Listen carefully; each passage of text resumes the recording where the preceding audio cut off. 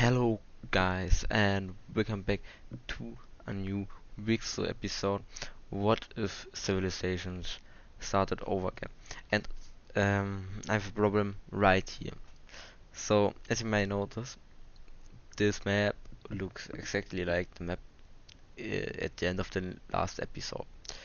The problem is I recorded a new episode in Wixo and it was the craziest Wixo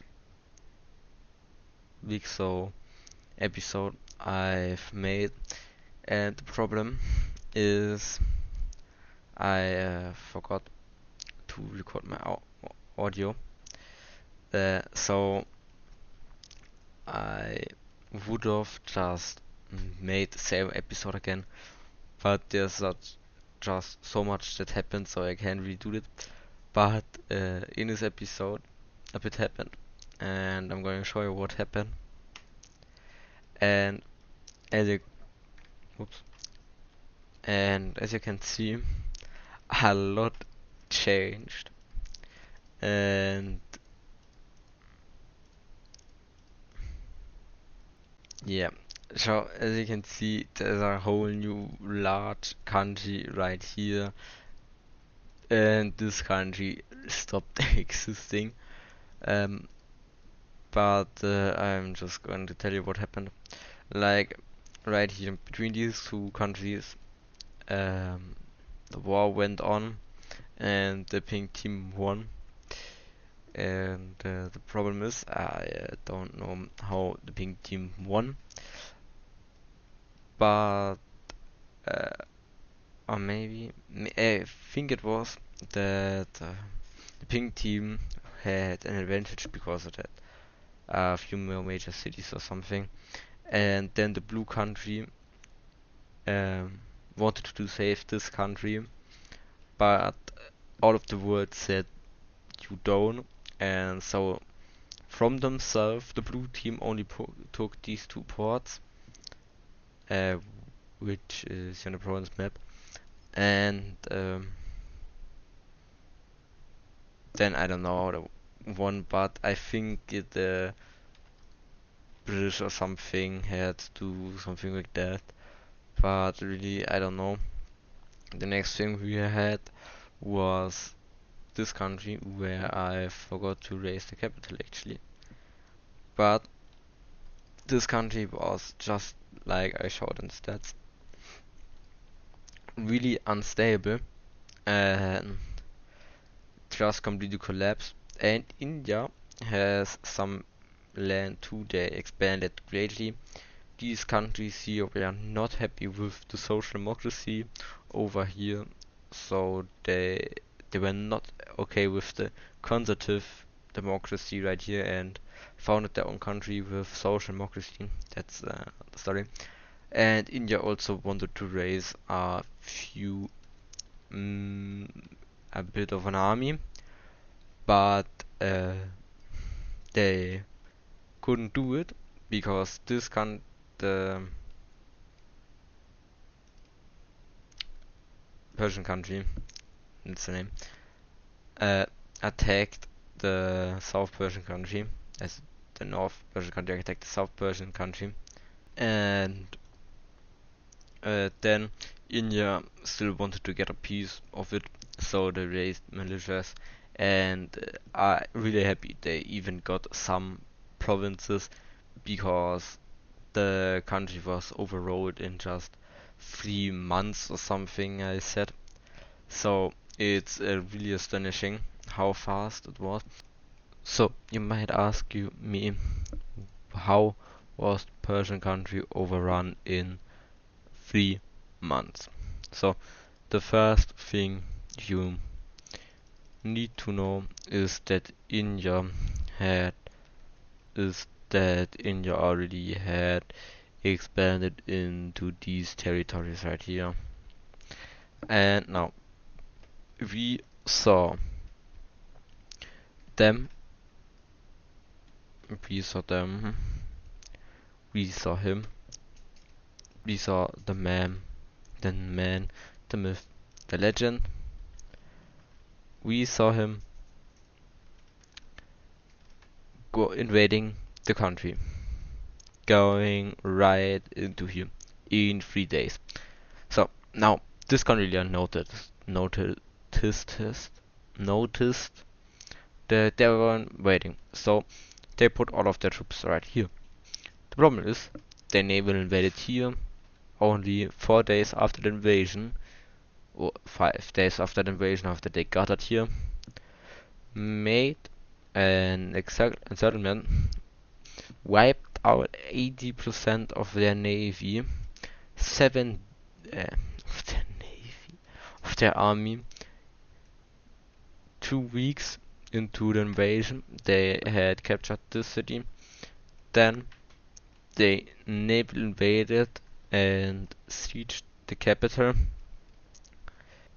Then they conquered this city and cut off this city where the remaining 20% of the army was waiting, but now they're encircled, got killed, got the capital encircled, and in 3 weeks they had already completely destroyed all of their army, but the dictator could, the military dictator, could flee out from the city, so he didn't sign an official surrendering for 3 months, and 2 months in, we saw India invading with militias, cutting off right here, and this all took about a month because they were completely deorganized and everything. And after 3 months, the Gold Country took all of the coast of the Purple Team and every major city, and then they found the monarch in near the capital city hiding, killed him, and the successor just surrendered, and this is how this country was completely destroyed, annihilated in 3 weeks, really. But in the history books, it stands as 3 months because you know they signed a peace treaty a bit later. So that's the huge, astonishing win of the man, the myth, the legend, and also the poll. If these two countries should make an alliance, uh, is was yes, so they made one. And also, I said in the episode that these 5 countries uh, are wanting to contain the empire right here, and I asked if they should join the circle team or found their own one. So I hope this audio doesn't get fucked. But yes, so that's the poll for today, and I think you might have noticed, but there is a huge, big country right here. These are settlers from all over Eastern Europe and actually also from this country right here and the North Persian country. And they were here for a long time actually, but they never had enough resources to found their own nation, and now they have. So they have a few major cities pointed about, but the main population center is right here. And um, yeah, I think it's already obvious. These two countries formed an alliance to contain the Persian country, and also we saw the Scandinavian country expand a little bit, and they founded a few ports over here and explored more of the North Sea right here. a lot of things happen, so, and I can't draw all of these borders exactly the same, so I could just repeat it, but I don't have time for that, because I already, when I drew the provinces for the map to update them, I fucked up and draw them all on the wrong layer, so I kind of just uh, didn't have time for it, so yes. But one thing I wanted to do is that this country right here, that this coun that this country right here is an extreme one, and we see a religion right here, and religions in extremist countries are not really welcomed, so we just see them disappearing from existence, and we also have the same one for culture. So a few are actually, these people right here are just, these are actually relocated and um, now live in this country right here. So that these two don't match the relation,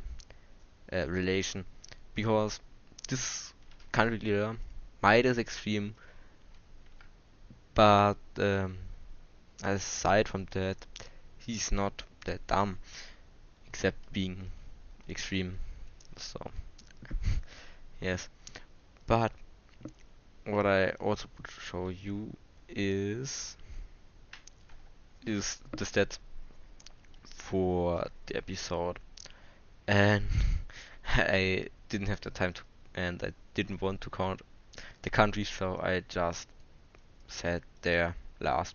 So I said they have only a militia, so if, I don't know, the religious country invades them, uh, they probably can fight back, but if only the military fights, then they don't really have a chance shot at winning. And this is not North Persia anymore, I just noticed. And so now it's correct. But we also see, and we also see that South Persia only had 10% stability, so everyone in their army fought, but the population helped actually the Persians, so they didn't really have a shot at winning. And we also see that South Italy has passed up India, even though they have such a huge population. But the problem is they have the worst tech in the world. They have the worst navy, so there are only 16 countries with a navy. No, no, no, not actually the worst. They're pretty good at the navy, like 16 from 20 countries or something that have a navy, and their army is also less because also the technology is not really good. But somehow their stability is 100.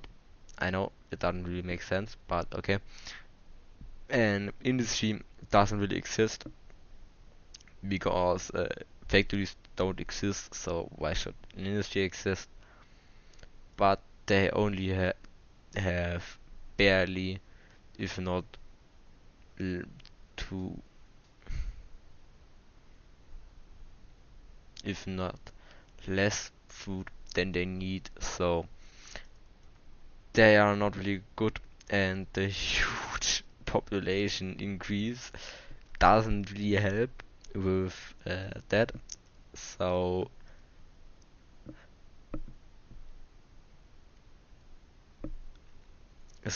don't expect India to be a world superpower anytime soon. And we also saw few expansions in the Middle East, which are actually in the provinces mode. No, not really. So we saw a bit of expanding by the gold and East African country. And as you can see, the provinces right here don't really make sense because no one lives here, so no one gives a fuck how these provinces look here. And I actually updated the trade routes, so there are no more trade routes. In India, I actually forgot to update them, but okay, but and I don't have trade routes at him. But this isn't important right now. I do a lot more here in Africa and everything, and yeah, uh, the navy is actually also updated, so we see India patrolling a bit more of the coast than they used to, and you also can see that the blue country cuts the navy thing here. And now I remember how the pink country won. The pink country made an attack on the capital of on the port of the capital from the purple team, and then the pink team uh, cut off their food supplies, and they didn't even have enough food at the first place. So the morale of the soldiers sunk, and then the purple team was pushed back, and actually they had the the city right here captured, and then the purple team attacked the blue team, and not the blue team attacked the port of this city right here, sunk a bunch of ships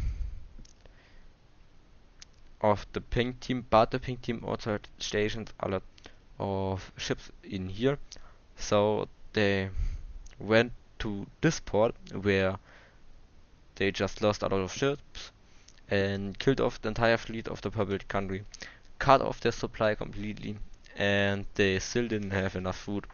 So the morale of the soldiers sank, and they lost a lot of morale and a lot of territory, and then they only could hold them here because of the blue team who invaded the purple team, who then they won. So I just watched the tutorial, and a few more things are now changed. The pact between these countries is also like the Molotov room. No, not really, but uh, the pact between these countries is also agreeing on non-interference, because everything north of this line, Egypt, everything south of this line, East Africa. And we also saw a civil war in this country between the red religion and the blue religion. When we look at the religion map right here, we see that the blue religion was in the north, in the most popular area, with 60% of the population. But now that I think about it, it's more like than 70% of the population. But um, but the the big advantage that the red religion had is support of more countries, like the brown country, like the red country, and also the British country.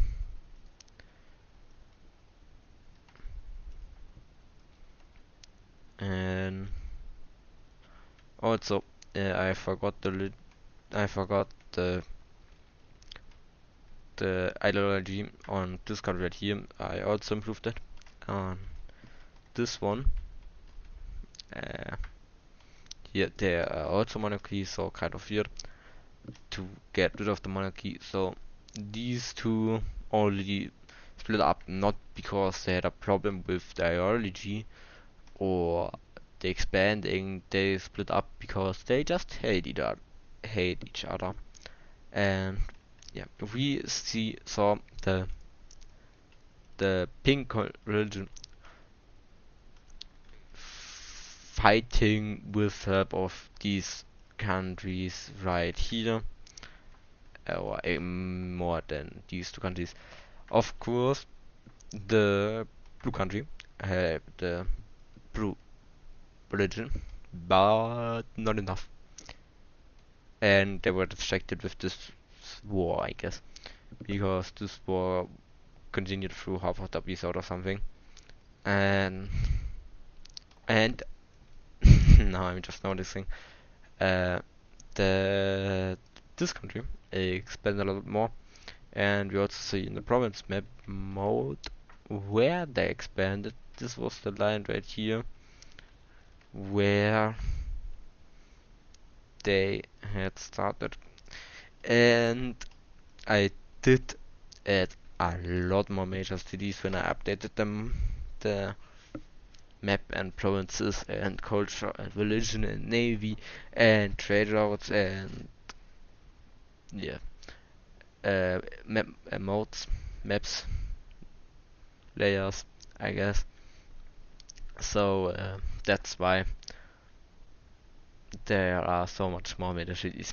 And I will record another week's episode today, but if it comes out today, I don't know. So remember, Paul, should these 5 countries join the Circle Alliance or should they form their own alliance? I know what may be better, but I let you guys decide, because we could make this circle team into an anti-Persian coalition or into an alliance, real alliance. So this is on you guys, and bye.